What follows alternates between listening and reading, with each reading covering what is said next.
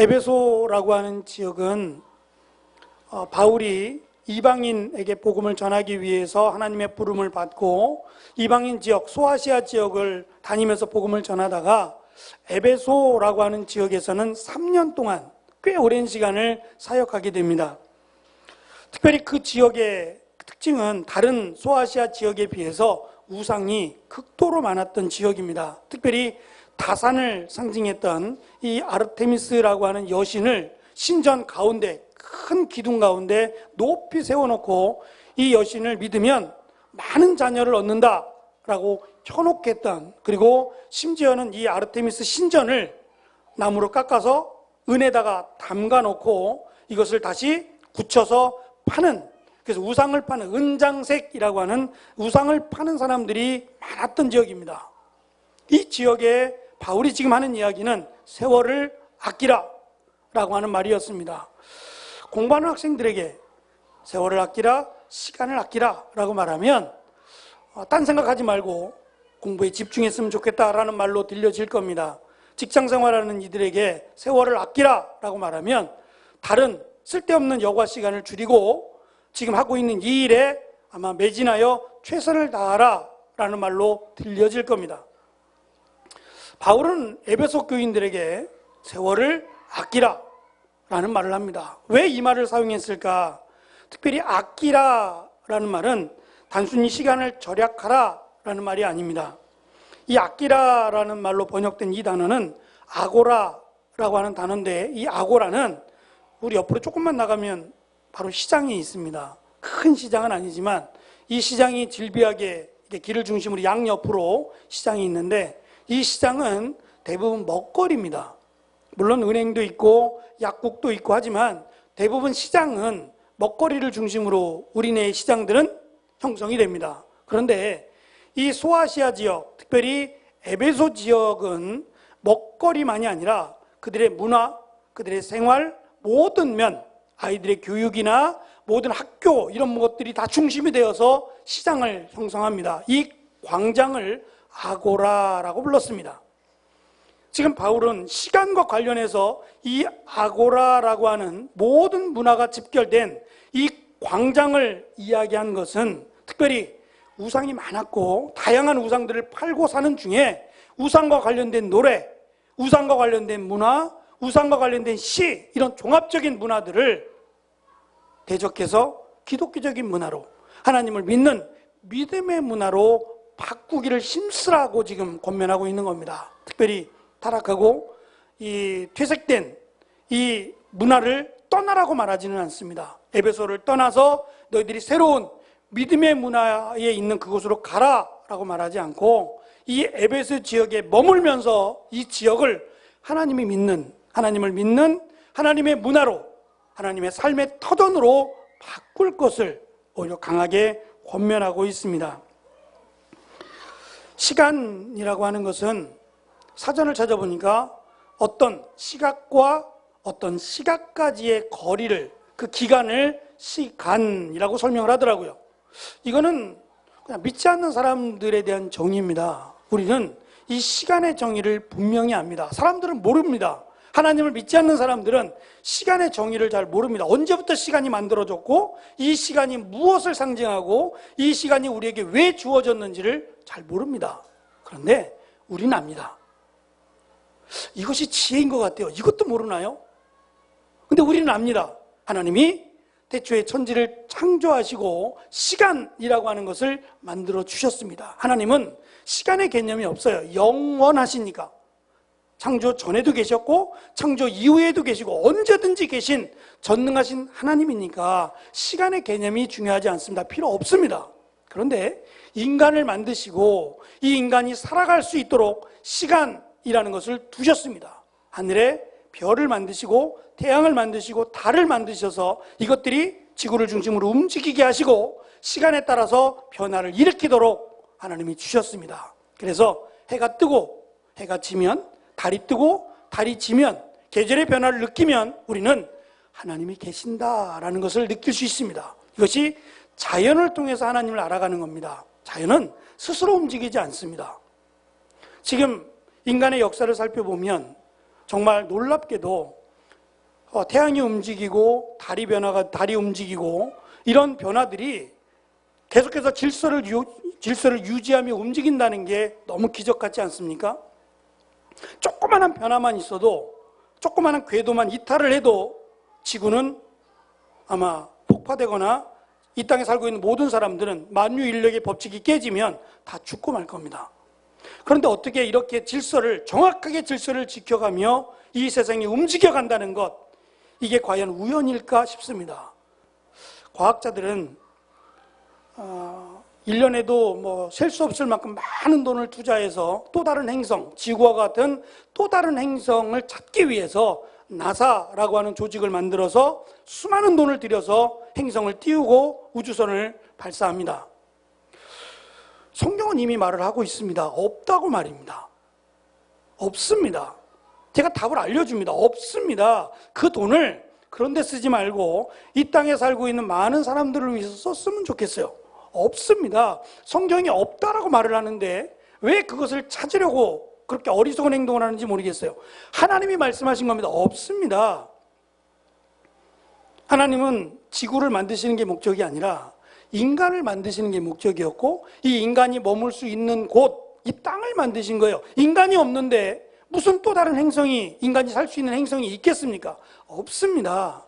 성경을 보면 우리가 지혜를 얻을 수 있는데 성경을 안 믿으니까 쓸데없는 데 시간을 보내고 쓸데없는 것에 많은 힘을 쏟고 있지 않나 싶습니다.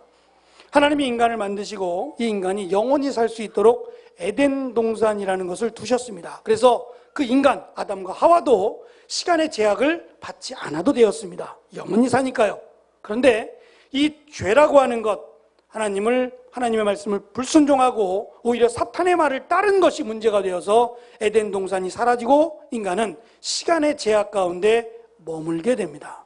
시간의 제약이라는 것은 여러 가지 많은 것들을 동반합니다. 예를 들면 인간이 늙게 됩니다. 이것이 시간의 제약 가운데 살면서 생긴 겁니다. 아담과 하와는 늙지 않았을 겁니다. 병도 걸리지 않았을 거고, 영원히 산다는 것은 늙는다는 것이 아니기 때문입니다. 그런데 시간의 제약을 받게 되면서부터 인간은 나약해지고 인간은 쇠약해지게 되었습니다. 그리고 어느 때가 되면 인간은 수명을 다하게 될 수밖에 없는 하나님의 법칙 가운데 서게 되었습니다. 젊어진다는 것, 점점 젊어지시네요. 이게 사실은 칭찬이기도 하지만 역행입니다.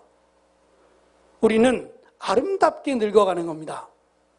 늙지 않는 방법은 없습니다. 늙어가야 됩니다. 그런데 아름답게, 멋지게 늙어가는 거죠.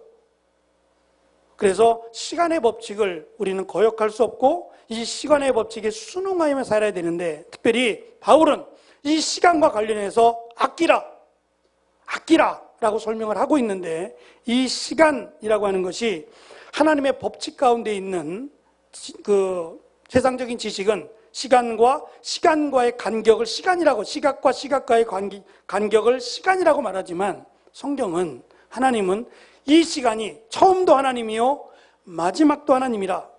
그래서 이런 강대상 같은 데 보면은 A라고 하는, 알파라고 하는 헬라어와 오메가라고 하는 헬라어 두 개를 이렇게 새겨놓은 이런 강대상도 있습니다. 알파라고 하는 것은 처음을 의미하는 거고, 오메가라고 하는 것은 헬라어의 끝입니다. 처음과 끝이 하나님께 있다라는 의미입니다. 시간도 마찬가지입니다. 시간도 처음과 끝 하나님이 계시고 하나님이 주관하시는 시간 가운데 우리에게 시간을 허락하신 겁니다. 때로는 잘 이해가 안 됩니다. 예를 들면 인간의 수명이 80 또는 90이라면 90을 다 채우면 좋겠어요. 더 사시는 분들은 100 이러면 100을 좀 채우고 가셨으면 좋겠어요. 근데 그렇지 못한 경우도 있잖아요. 정말 슬픈 소식을 들을 때면 막 젊은 나이에, 아직 꽃도 피워보지 못한 나이에 세상을 떠난 아이들도 많습니다. 그런 걸 보면 참 마음이 아프고 속상합니다. 그래도 우리에게 주어진 시간 우리가 마음대로 할 수 없습니다. 아무리 의학적인 도움을 받고 한다고 할지라도 제한이 있는 거죠. 하나님은 우리의 수명을 아시고 우리의 시간을 아십니다. 중요한 것은 이 시간을 어떻게 사용하기를 원하시느냐, 그것을 아는 것이 하나님의 뜻이라는 겁니다. 여호수아서 10장 13절을 보면 여호수아가 아모리 사람들과 싸울 때 이런 기도를 합니다. 하나님, 저 중간에 떠 있는 해가 치지 않도록, 그래서 적들을 다 이길 수 있도록 도와달라고 기도했을 때에 하나님이 여호수아의 기도를 들으세요. 들으시고 해를 멈추라고 하셨습니다. 해가 멈춰지면 어떻게 되나요? 시간이 멈춰지는 거잖아요. 우리식으로 생각하면 시간이 멈춰지면 마치 영화에서 또는 드라마에서 나오는 것처럼 우리 얼음 땡 놀이하는 것처럼 딱 굳어져 버리는 겁니까? 멈춰서 아모리 사람들은 다 얼음하고 있고 이스라엘 백성들은 가서 얼음하고 있는 아모리 사람들을 다 죽이는 겁니까? 이거는 만들어낸 이야기죠. 그렇지 않았다는 겁니다. 태양만 멈춰 선 거죠. 그리고 전쟁은 그 환한 떼약볕 가운데 전쟁은 이루어졌고 이스라엘은 이길 수 있었던 겁니다. 하나님은 멈추게 할 수도 있습니다. 우리를 얼음이라고 해서 멈추게 할 수도 있지만 그런 기록은 없습니다. 얼음이라고 해서 멈추게 한 기록은 없으니까 만들어낸 이야기고 그냥 좀 드라마틱하게 좀 공상적인 것으로 만들어진 거죠. 다 멈추게 하고 나 혼자 활보하고 다니고 나 혼자 막 움직일 것, 이런 것들을 꾸며낸 이야기들입니다만 하나님은 어쨌든 시간을 멈추게도 하시고 시간을 지나가기도 하실 수 있는 유일하신 하나님이심을 성경은 우리에게 가르쳐 줍니다. 인간에게는 어쨌든 수명이라는 것이 있습니다. 우리는 내 수명을 알지 못합니다. 다만 내 수명이 언제까지이기를 바라긴 합니다. 몇 살까지 살기를 원하십니까? 혹시 이런 거 생각해 보셨습니까? 나는 몇 살까지 살았으면 좋겠다. 우리가 잊지 말아야 될 기도 가운데 하나, 이제 서서히 시작해야 될 기도 가운데 하나가 잘 죽는 겁니다. 안타까운 얘기긴 합니다만 잘 죽는 겁니다. 마치 자면서 예배 드리고 자면서 스르르르 가는 겁니다. 그래서 마치 성경에서 말하는 것처럼 자는 것, 우린 죽는 게 아니라 자는 겁니다. 자면 하나님이 깨우십니다. 일어나 일어나 일어나. 그리고 깨워서 우리를 영원한 하나님의 나라로 데려가십니다. 그래서 우리는 죽는 게 아닙니다. 죽는 게 아니라 자는 겁니다. 성경은 분명하게 우리에게 잔다라고 말씀합니다. 자는 걸 두려워하진 않으시죠? 정말 피곤하고 수고했는데 나 자야겠다라고 하면서 죽을까 봐, 나 자면서 죽을까 봐 그러는 분들은 아마 거의 없습니다. 피곤하니까 자면 내일 아침에 이거 해야지, 내일 아침에 힘차게 살아야지라고 하는 것들을 소망하며 자니 단잠을 자는 겁니다. 그리고 우리는 아침에 눈을 떠서 이 자리에 이렇게 함께 모여 예배를 드릴 수 있습니다. 이것도 감사합니다. 잘 죽는 것, 정말 잠자는 것처럼 평안하게 열심히 잘 살다가 잠자듯이, 아프지 말고 잠을 잘 잠자듯이 이렇게 스르르 하나님께로 가기를 우리는 솔직히 기도해야 합니다. 이것도 우리의 기도 제목 가운데 하나입니다. 안 죽겠습니다. 이거는 가짜입니다. 있을 수 없는 얘기고, 열심히 잘 건강하게 잘 살다가 하나님이 기뻐하시는 때에, 부르시는 때에 잠자듯이 스르르르 세상을 떠나가는 것도 우리가 기도해야 될 제목이 아닌가 싶습니다. 죽음이라고 하는 영어 단어가 D-E-A-T-H, death라고 하는 단어입니다. 그런데 이 영어 단어 안에는 E-A-T라고 하는 eat라고 하는, 먹는다라고 하는 단어가 들어있습니다. 그래서 왜 들어있느냐라고 언어를 연구하는 사람들이 조사를 했더니 이 죽음이라고 하는 단어에 먹는다라고 하는 E-A-T가 들어있는 것은 먹지 않으면 죽는다라는 것을 강조하기 위함이래요. 그러니까 먹는다는 얘기는 살아있다라는 이야기입니다. 우리는 먹기 위해 살지는 않습니다. 그렇죠? 살기 위해 먹는 거지 먹기 위해 살지는 않습니다. 내가 살아있음, 이것을 유지하기 위해서 음식을 취하는 것뿐이지 먹기 위해서 살아가는 것은 아니란 말입니다. 먹는 것이 목적은 아니란 말입니다. 2016년도에 센세이션을 일으켰던 책 한 권이 있습니다. 드라이빙 미시 노아라고 하는 책입니다. 우리나라에도 번역이 되어서 큰 인기를 끌었는데요. 이 책이 뭐냐면 노마라고 하는 할머니입니다. 90세 된 노마라고 하는 할머니가 할아버지를 여의고 90세에 자궁암 말기 판정을 받습니다. 그리고 앞으로 1년을 사실 겁니다라고 하는 병원의 결과 통보를 받습니다. 그리고 이 할머니는 나는 말기암 투병 대신에 여행을 하겠다라고 결단을 하고 자녀들과 함께 미국 여행에 나섭니다. 미국 할머니인데요. 그래서 미국에 있는 32개 주 75개 도시를 다니면서 그 지역에서 느낀 점, 나는 오늘 행복했다. 아침에 눈을 떠서 행복했고 이것을 바라보니 너무 좋았고 이것이 살아있음이 너무 기뻤다라고 하는 자신의 감격을 SNS에다 올리기 시작했어요. 매일매일 내가 눈으로 보고 내가 느낀 것들을 이게 생생하게 기록해서 남기면서 책이 만들어집니다. 그리고 이분은 1년 지나서 91세로 세상을 떠납니다. 많은 사람들이 이 책을 읽으면서 공감과 위로와 소망을 가졌던 것은 죽는 것이 인생의 끝이 아니다. 내가 아프다는 것, 내가 병들어 있다는 것이 내 인생을 끝내지는 못한다. 내가 살아있는 동안은 나는 아파도 살아있다라는 소망을 준 겁니다. 그래서 즐기고 행복하고 이러한 삶을 내 마지막까지 살겠다라고 하는 도전을 주었습니다. 그러면 즐겁게 사는 것이, 즐겁고 행복하게 사는 것이 우리가 이 땅을 살아가야 될 목적이냐? 마치 먹는 것이 목적이 아니듯 즐기며 사는 것이 우리의 인생의 목적이냐? 웨스트민스터 신앙교리라고 하는 우리의 그 믿음의 교리를 담은 웨스트민스터 신앙교리 중에 소율의 문답이라고 하는 책자가 있습니다. 이 안에 우리가 이제 세례를 받을 때 세례 문답도 이 안에 들어있는데요. 이 소율의 문답의 제일 첫 번째 되는 질문이 있습니다. 문답 중에 첫 번째 문제가 뭐냐면 가장 중요한 건데, 사람의 제일 되는 목적이 무엇입니까? 라고 하는 질문입니다. 이 질문이 소율의 문답의 가장 첫 번째 질문입니다. 사람의 제일 되는 목적, 사람이 살아가는 데 있어서 제일 되는 목적이 무엇입니까? 라고 질문합니다. 그럼 이제 답을 해야 됩니다. 잘 먹는 겁니다. 땡. 잘 즐기며 사는 겁니다. 땡. 그럼 뭐라고 얘기를 해야 됩니까? 하나님을 영화롭게 하는 것과 그를 영원히 즐거워하는 겁니다. 라고 써 있습니다. 무슨 말이냐면 하나님께서 우리에게 수명, 우리에게 생명, 시간을 주신 것은 이 땅에 하나님과 함께 살라는 겁니다.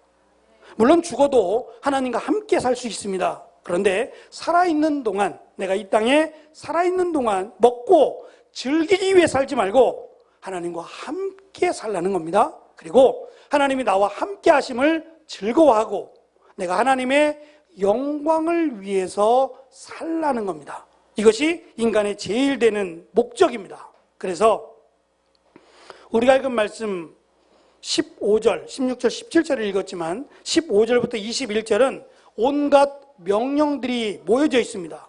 아주 강한 명령들이 모아져 있는데 이렇습니다. 주의하라, 아끼라, 되지 말라, 이해하라, 취하지 말라, 충만을 받으라, 화답하라, 노래하라, 찬송하라, 감사하라, 복종하라. 이렇게 많은 명령들이 한꺼번에 막 모여져 있는 것은 우상과 관련된 문화, 우상과 관련된 시간, 삶, 이런 것들과 싸우라는 겁니다.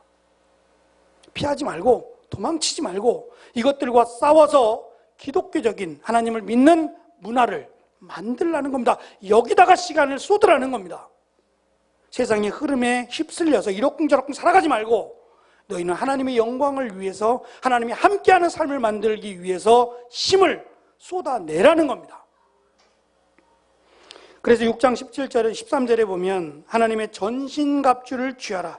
이는 악한 날에 너희가 능히 대적하고 모든 일을 행한 후에 올바르게 서기 위함이다라고 말합니다. 성령 하나님의 전신갑주를 입을 만큼 아주 대단한 각오를 가지고 세상에 하나님과 대적되는 것들과 싸워서 이겨내라는 겁니다.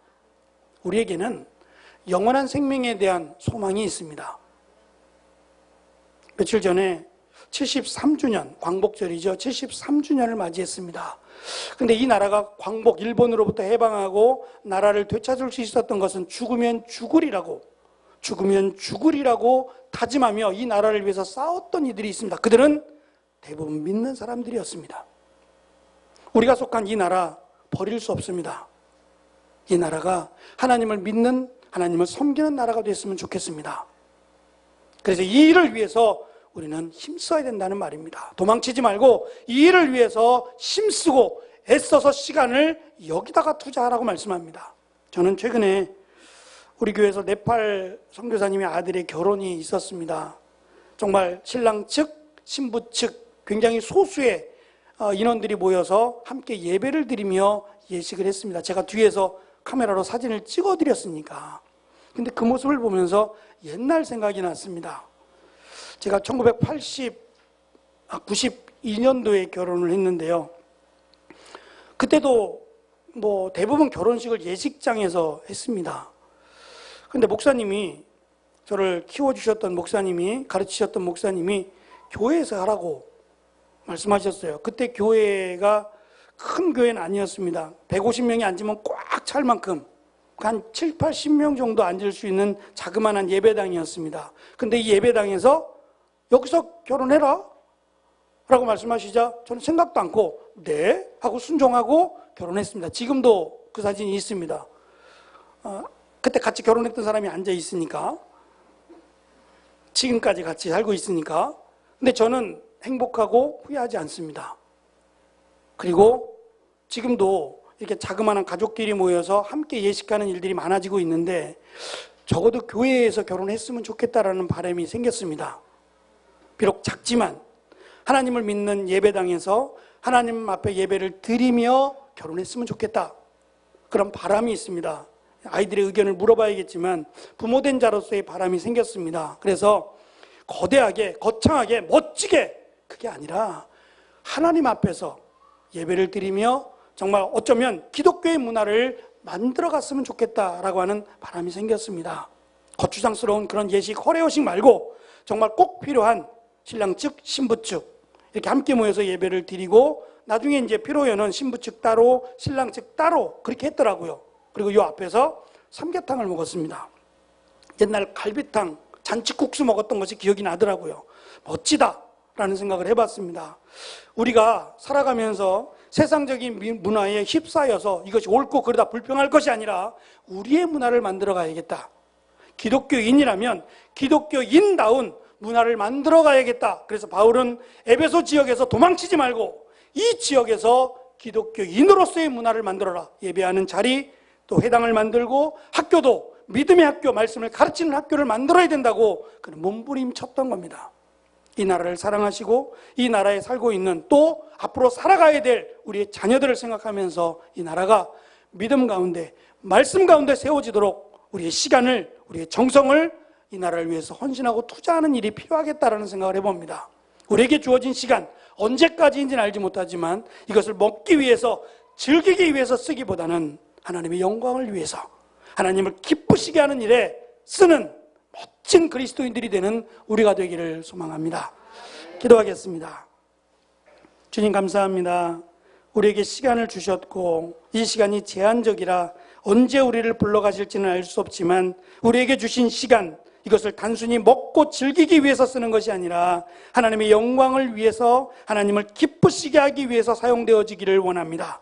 바울은 때가 악하다고 말하며 세월을 아끼라고, 시간을 아끼고 시간을 오히려 기회로 삼으라고 우리에게 권면합니다. 하나님, 이 나라를 불쌍히 여기시고 하나님을 떠나 하나님과 대적해서 하고 있는 모든 일들을 위해서 기도합니다. 그리고 기독교적인 문화, 하나님을 믿고 따르는 이 아름다운 문화를 만들어가기를 원합니다. 우리 교회부터 하나님을 섬기는 자로서의 삶을, 그 문화를 만들어갈 수 있도록 함께하여 주시고, 하나님을 믿는 믿음의 삶을 살아가는 우리와 교회와 이 지역과 나라와 민족이 될 수 있도록 은혜를 더하여 주옵소서. 우리에게 주어진 시간을 통하여 하나님을 기쁘시게 하기를 소망하며 예수님의 이름으로 기도합니다. 아멘.